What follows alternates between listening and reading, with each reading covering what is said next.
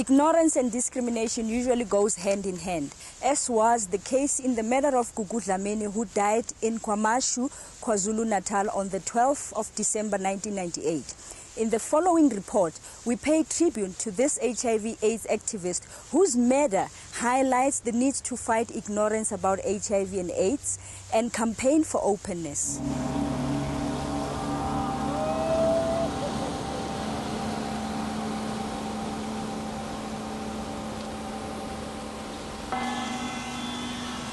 People die needlessly every day because of AIDS. Many because they simply cannot afford to pay for medication and treatment.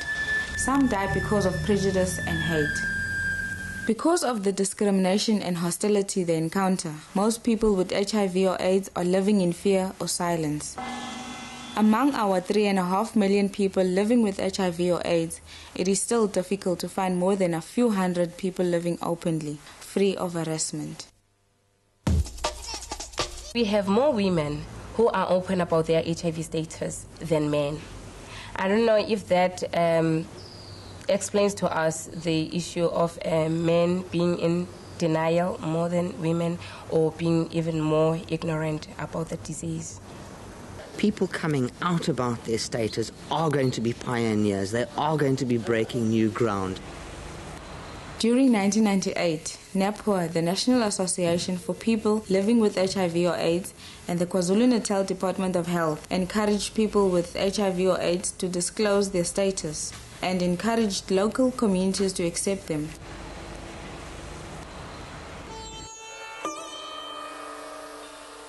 Gugu Dlamini was a 36-year-old single mother from KwaMancinza, a township near KwaMashu.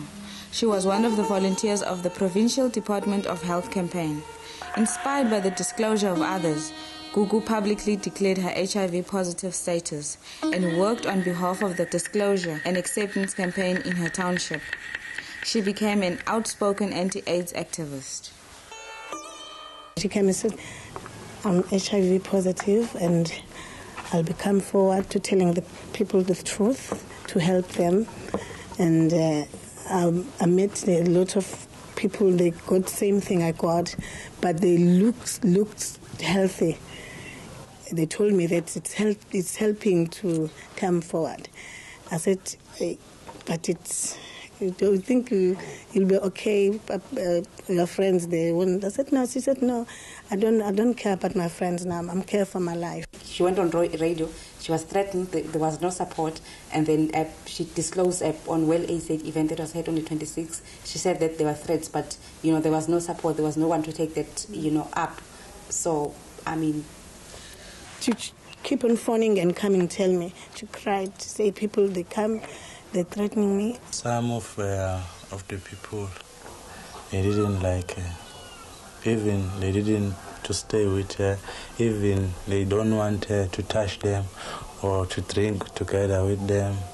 People around in the area, they accuse her of coming out clean and clearly to say she was HIV positive, saying that now the image of the place is damaged through her coming out clearly to say she is HIV positive. Any threats against the HIV positive person, threats against their physical safety or their life, I think the threats are totally unacceptable. Never can we tolerate that. You are not dangerous. It's them, people that are HIV negative, that are dangerous to us. If you get threatened, if you're thrown out of your house, there should be some kind of support that you get. And there should be support from the police as well. Because she reported to the police that she's being threatened, but there was no action. Gugu Dlamini was assaulted twice on the 12th of December 1998. First, in the afternoon, she was punched by a man after a campaign workshop in KwaMashu. Witnesses reported this assault to the police at the KwaMashu police station, who sadly failed to respond to the situation. Afraid to go home alone and waiting for police to arrive, Gugu came to the shebeen near her home. She told people here of the attack on her. She named the man responsible and warned that he may try to kill her. Later that evening, in the same shebeen, Gugu was again confronted by a man who physically attacked her. She was taken outside and battered unconscious. I hear the story. When they hit her, they used to ask her, how many people they die with you? After her attackers were done, they sent a message telling her boyfriend, "You can come fetch your dog. We are finished with her." 4 hours after an ambulance was called, Gugu eventually reached a hospital. Igama lami nguMandisa Dlamini, ngineminyaka ewu-13. Ngangayitsheli nje ukuthi angasashoni, ngangithi mhlampe mina utshwala ngoba wayephuzile. Angithi nje mhlampe wayeyiphuze, ngangayitsheli ukuthi mhlampe angasashona ngoba sathi sifika ngoba wayesaphefumula. Sathi sifika la endlini samgeza kahle, samsula, samlalisa ebhizi khona nje. Ekuseni ngathi ngiyavuka kuthiwa usehambile, bamsesibhedlela, bamusepholiki, epholi bamdlulisele ekingedwade basebemse kwentwede. Ala sathi siyaya noma mkhulu kulesithathu kathiwa ushone ngomsombuluko. Asekuyabuya ekuzoshola ekhaya. Ngiphathekanga kahle, ngaphatheka kabi ngokuzwa lokho. The people with HIV must be looked after, and we must be seen sympathizing with them. So the community at large, we feel that they are with us, and we hope this incident will not happen again. The community's response has been that the police have appeared to have not followed up the investigation with the seriousness that we think it should have.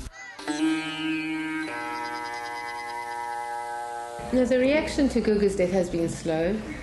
I think from the community and from the legal system, it appears, from what I've heard.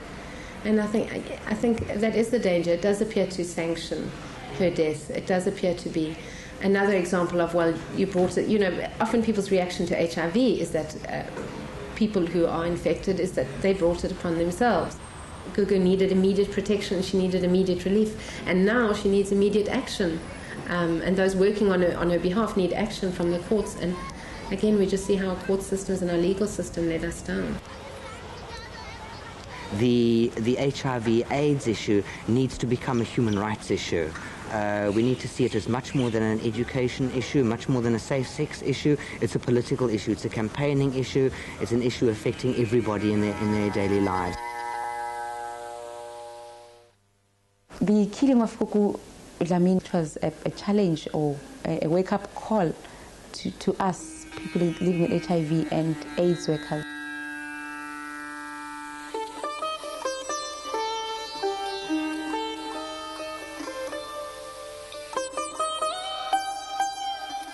What makes me angry is that by the people who have killed her again, it's men. We have more women who are open about their HIV status than men. I don't know if that explains to us the issue of men being in denial more than women, or being even more ignorant about the disease.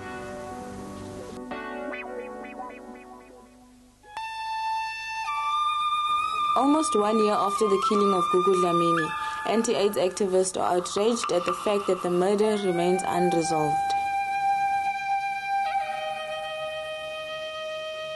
Bagit, this is not the end of the Gugu saga. In life, she received little support, and you know, it seems as if in death, she's not been supported either. It is vital that Gugu's killers are brought to justice. If Gugu's death goes unpunished, it will send out a message to those living with the HIV virus that it is indeed not safe to come out with their HIV status.